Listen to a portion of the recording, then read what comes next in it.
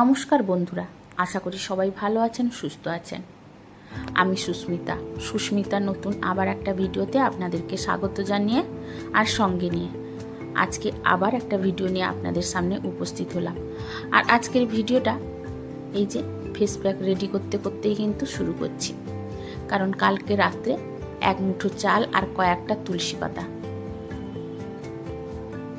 জল দিয়ে কিন্তু ভিজিয়ে রেখেছিলাম। আর এটা কিন্তু ওয়াটার পিউরিফায়ার জলে ভিজিয়ে রেখেছিলাম। তো এই যে দেখুন, সেটাকে এখন কিন্তু আমি গ্রাইন্ডারে পেস্ট করে নিব। আর পেস্ট করে নিলেই কিন্তু রেডি হয়ে যাবে। আর এটা কিন্তু মুখে থাকা কালো দাগ, ছোপ বা ব্ল্যাক হেডসগুলো কিন্তু ক্লিয়ার করে। তবে এটাকে কিন্তু কন্টিনিউ লাগাতে হবে। আর এটা লাগানোর সময় হচ্ছে রাত্রে হলে একটু ভালো হয়। রাত্রে মুখে স্প্রে বোতলে একটা নিয়ে স্প্রে করে ভালো করে হালকা করে ম্যাসেজ করে নিলেই কিন্তু হয়ে যাবে। আর সকালে উঠে মুখ ধুয়ে নিলে ব্যাস। আপনারা ট্রাই করে একবার দেখতে পারেন। তো এটা কিন্তু মুখে যত কালো দাগ বা স্পট যত থাকে সেগুলো কিন্তু আস্তে আস্তে ক্লিয়ার করে। আর এটা একদমই অর্গানিক, নিশ্চয়ই বুঝতে পারছেন। এর কোনো সাইড এফেক্টও হবে না, ট্রাই করে দেখতে পারেন। তো মেয়ে তো করে, কারণ মেয়েকে এই সদ্য দেওয়া শুরু করেছি। আর আমিও মাঝে মাঝে লাগাই, কারণ আমার সব সময় আসলে সারাদিন পরিশ্রম করার পরে ইচ্ছে হয় না রাতে এইসব লাগিয়ে ঘুমোই। তো মাঝে মাঝে লাগাই আমি। তো সেই জন্য কিন্তু মাঝে মাঝে ক্লিয়ার হয়ে যায় মুখটা, আবার কিন্তু কিছুদিন পরে আবার সেই একটু দাগ ছোপ হয়ে যায়। তো সেই জন্য ভাবলাম যে আবার একবার রেডি করি আর আপনাদের সঙ্গে শেয়ার করি। তো এই যে দেখুন, আমার কিন্তু ফেস প্যাকটা রেডি হয়ে গেছে। আর এই যে ছাঁকনিতে ছাঁকতে গিয়ে কিন্তু চালগুলো যেহেতু প্লেন হয় না, তো সেগুলো ছাঁকতে পারছিলাম না। তো আবার চেঞ্জ করে আবার একটা বড় ছাঁকনিতে ছেঁকে নিলাম। আর এই যে দেখুন, স্প্রে বোতলে ঢুকিয়ে দিয়েছি। আর এটা এমনি সাধারণ নর্মাল একটা স্প্রে বোতল। তো সেটা তো রেডি হয়ে গেল। তারপরে আরও একটা জিনিস আমি আজকে তৈরি করছি, সেটাও আপনাদের সঙ্গে শেয়ার করছি। আর এটা কি জানেন? এটা হচ্ছে সার্ফ, যে কোনো সার্ফ। এটা নিয়েছি আমি এই যে মেজারমেন্টে 1 বাটি। আর এটা কি তৈরি করছি জানেন? এটা তৈরি করছি পিতাম্বরী পাউডার। কারণ আজকে বৃষ্টি হচ্ছে আর পাউডারটা 2 দিন ধরে শেষ হয়ে গেছে। কর্তামশাইকে বললাম একটু নিয়ে আসতে, তো ও তো আনেনি। ভাবলাম যে বাড়িতেই সব কিছু যখন আছে বানিয়ে ফেলি।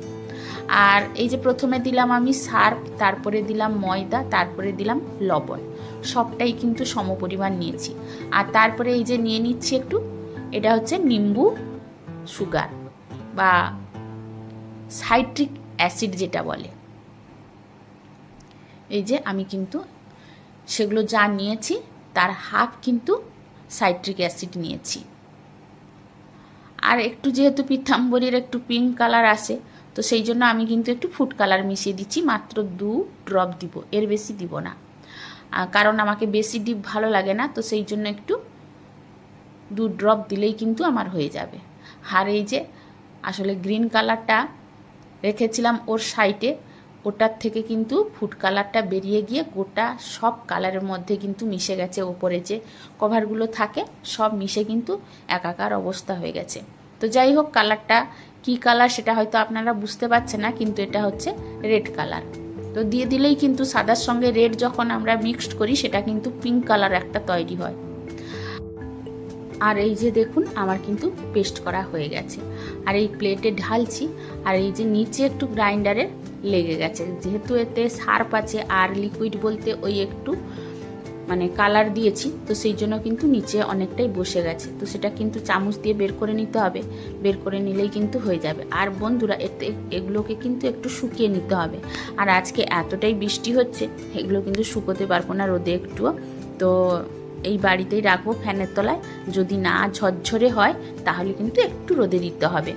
আর রোদে কিন্তু বেশিক্ষণ দেওয়া যাবে না, কারণ সার্ফ আছে আর লবণ আছে, তো সেগুলো কিন্তু গলে যাবে। হালকা একটু রোদে বসিয়ে কিন্তু তুলে নিতে হবে। আর যদি রোদে না বসাই তাহলে কিন্তু ফ্যানের তলায় রাখলেও একটু ঝরঝরে হয়ে গেলে হয়ে যাবে। আর এই যে দেখুন, কালারটা কত সুন্দর কালার এসেছে, কারণ আমার ডিপ কালার একদমই পছন্দ হয় না। তো এই যে কালারটা কিন্তু খুব সুন্দর এসেছে। তো সেটাকে রেখে দিলাম। আবার চলে এলাম কিন্তু মেয়েকে বললাম, তুই একটু এটা লাগিয়ে নে এখন, কারণ আপনাদের সঙ্গে শেয়ার যখন করছি একটু দেখিয়ে দিই। এইভাবে মেয়েকে বললাম স্প্রে করে নিতে গোটাটা, আর মেয়ে বলছে স্প্রে করছি না মা, ঠান্ডা লাগছে।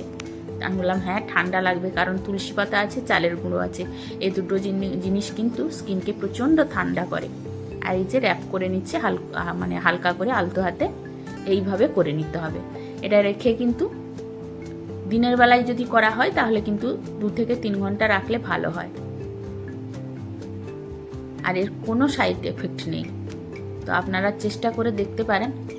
তো তারপরে কিন্তু সোজা আমি চান করে চলে এলাম রান্নাঘরে, কারণ রান্না তো করতে হবে। সংসারে যতই কাজ আমরা করি না কেন বাইরের, রান্না কিন্তু বন্ধ করা যাবে না, তাই না?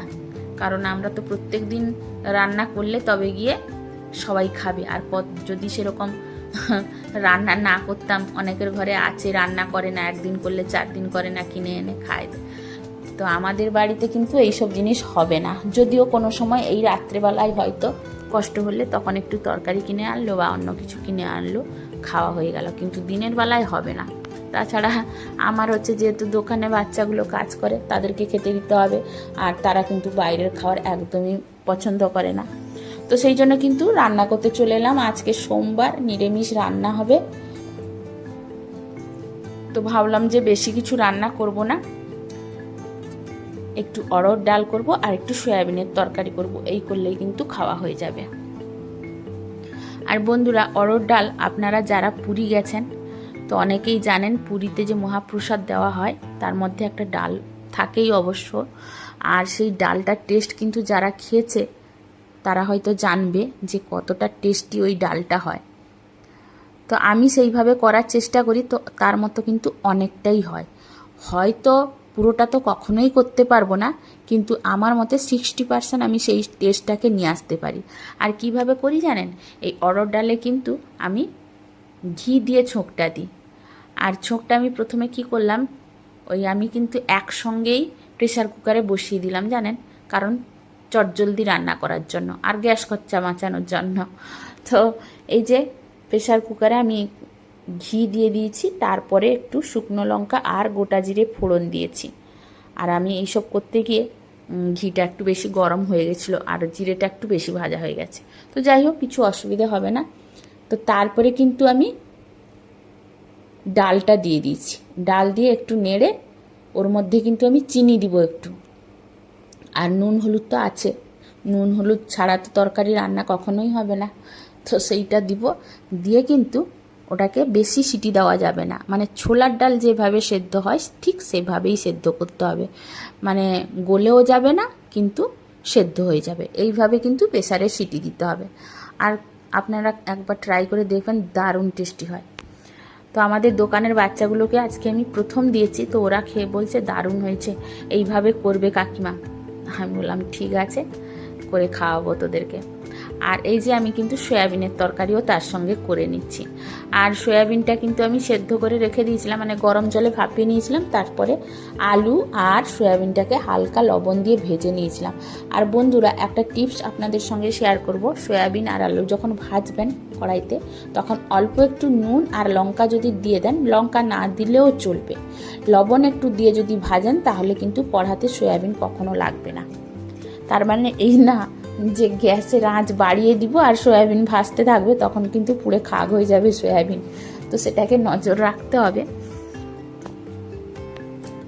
তো তারপরে কিন্তু যেহেতু আজকে সোমবার, নিরামিষ মানে রান্না করছি, তো নিরামিষে কিন্তু আমাদের বাড়িতে পেঁয়াজ কেউ না খেলে থাকতে পারে না। পেঁয়াজটা দিব কিন্তু রসুন দেব না। তো এদিকে সয়াবিনের তরকারিটা সব রকম মশলা দিয়ে কিন্তু কষিয়ে বসিয়ে দিয়েছি। আর এই দিকে দেখুন, আমি বাজার থেকে তেল প্যাকেট এনেছিলাম, তো কি করে তেল হয়তো লিক হয়ে গেছে একটা প্যাকেট, তো সেটা কিন্তু তেল গোটা বালতিতে ভর্তি হয়ে গেছে। তো এইসব কিন্তু খুচরো খুচরো কাজ সংসারের কাজের ফাঁকে ফাঁকে কিন্তু করে নিতে হয়।